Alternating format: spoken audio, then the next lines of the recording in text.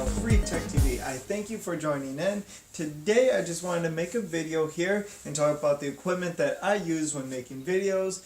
That if you're wondering and you want to start a YouTube channel and you want to know some of the most practical things to have, I'll certainly go over that here with you guys today.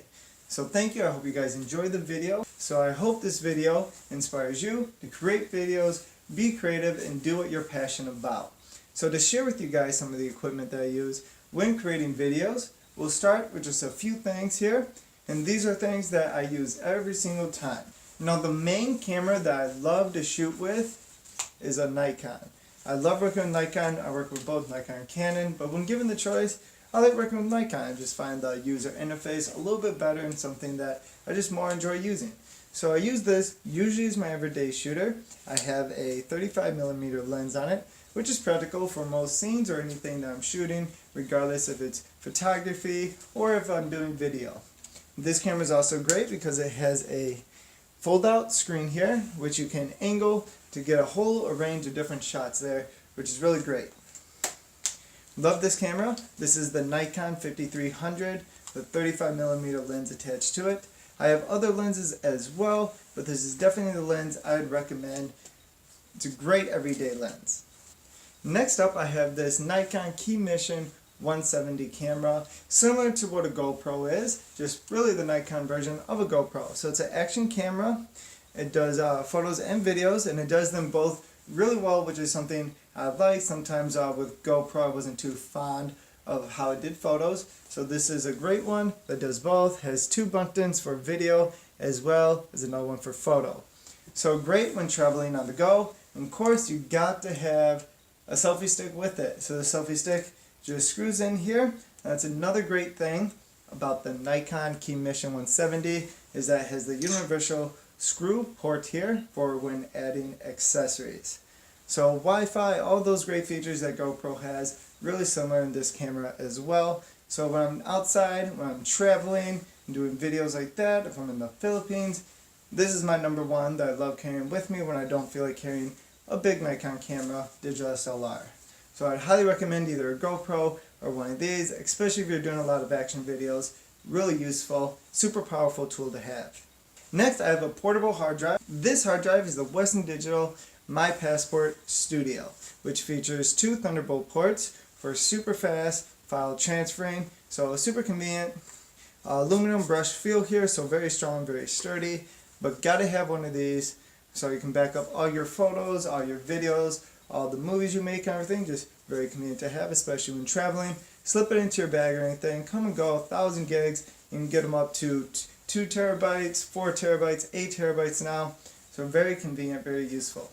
Next up, I have a camera bag. This camera bag I use for my Nikon camera, which I just keep a remote in there, some extra batteries, of course power cords, all that good stuff. So on the go, very important, very portable, and very convenient. And of course, got to have a small one for the Nikon Keymission or GoPro. This is just a GoPro action camera bag. Fit some extra batteries in here. I keep 2 extra batteries in here, as well as the charging cord. Make it really convenient if I'm not looking to carry a bag or anything, or a backpack, just throw it in. Either way, it's great. Now the next thing I use is very convenient if you're out for a long time and you're not always by a plug, but a battery pack. This battery pack is the Anker 20,000 mAh battery pack, which I use if my batteries are running low. I have a charger that I can plug in through USB here. And also great, of course, for cell phones, one of the main uses for these. This actually has quick charging built in, so if you have a newer phone with quick charging, certainly get you up and powered in no time at all. So very recommended, very sturdy. I throw this thing around a lot, no problems whatsoever. Highly recommend it. But battery pack is very useful as well, especially when you have a lot of different equipment and you're not always at a plug or you're on very long airplane rides and you need to get your stuff powered up. Great tool to have. And then I also carry around a Bluetooth speaker here. This is the Sony XB30 Bluetooth speaker, which I've reviewed. You can check in my videos if you want to check that out. Great speaker. It connects to your phone, has built-in microphones. I also use it for my laptop. Sometimes you're in environments where it sounds a little loud. You need to hear what you're editing, and this is a great tool that I use for that. So anytime I'm editing, crank up the volume, no problem with any background noise that's going on. So again, another useful item to have, a Bluetooth speaker. Of course, they have all ranges and sizes, as you guys know with this, but this is one that I highly recommend and I really like using.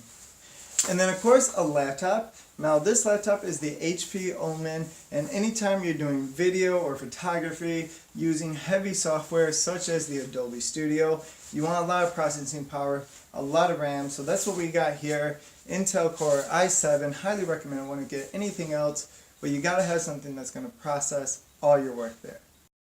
Now in terms of the software that I use a variety of software, and I've been trained on a lot of different software. For audio, I like to work with Pro Tools, have worked with Logic as well. Audacity is a great program if you're just looking for a simple free program. Audacity I would highly recommend.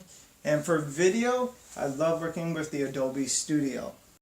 Now don't get me wrong, Final Cut Pro is a great program. If you have a Mac, I would highly recommend Final Cut Pro, but since I use Windows here, I use the Adobe Studio. So let me know what you guys think of this video. If you guys have any questions, certainly leave them in the comment section below. Hope you guys enjoyed it. Please subscribe. More videos like this coming to you guys every week. If you have any questions, certainly feel free to contact me there. Thank you again for watching. I'll see you guys on the next video.